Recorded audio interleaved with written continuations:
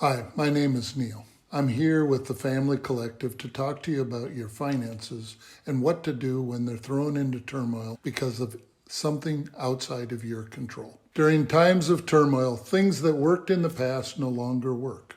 In other words, in a new environment, we need a new game plan. How quickly we respond depends on how quickly we embrace that things have changed. Get out of the funk. Realize that the changes happened and that we have to come up with a new plan. Let's review some of the potential steps you might take. First, develop a new budget that identifies your expenses and your income. Second, let's look at the income possibilities you might have. If you lost your job or if you had a reduction in your income, let's sit down and develop a list of things that you might be able to do. What are you passionate about? What things are you good at? Let's identify a list of things that you might be able to do. Maybe taking on additional work or a second job, but maybe it's an opportunity for you to look at another line of work or something that'll give you a chance to develop additional income. You may have other income sources. Might have a chance to identify a side undertaking that also has income. But I'd look for those things that require less investment so that you don't have to pour money into something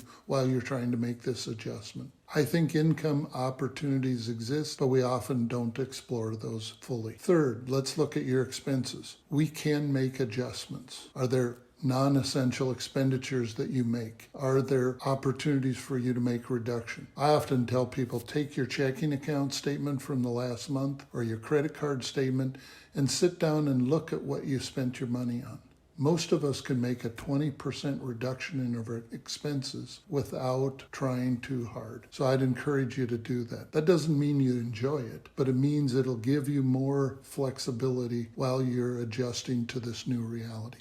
Making hard choices is what it's all about. Maybe there are some expenses you can postpone or delay and wait till you have more flexibility. Fourth, we can look at your savings. We know people advise us to have a rainy day fund. This might be that rainy day. So most people recommend that you have 3 to 6 months set aside to cover your expenses during that period of time. If you don't have it, there are other sources. Some people tap their retirement or 401k. I would tell you, try to do all the other things before that. But I think certainly savings can be a source to help bootstrap your income during this period of time. I would encourage you, if you're using savings, stop and think about how to spread that out over a time period, not just all at once, so that you buy yourself as much time as possible. Fifth and finally, debt. Using debt like credit cards or home equity can help bridge the gap, but they come with danger. I would encourage you to be very careful. I tell people, don't use this alternative except for a couple months. If you do it longer than that, you could end up having this snowball into a future problem that is even harder to get out of. Adjustments are normal during the span of our lifetimes. If we stop and think about it, we've all made adjustments along the way. When we had kids, when we move, when you retire, all of those things are times when we make normal adjustments to our income or expenses. This will be easier if you embrace the changes rather than fight it or ruminate about the injustices of why you had to make those changes. So remember, we're all cheering for you, and there's a way through this.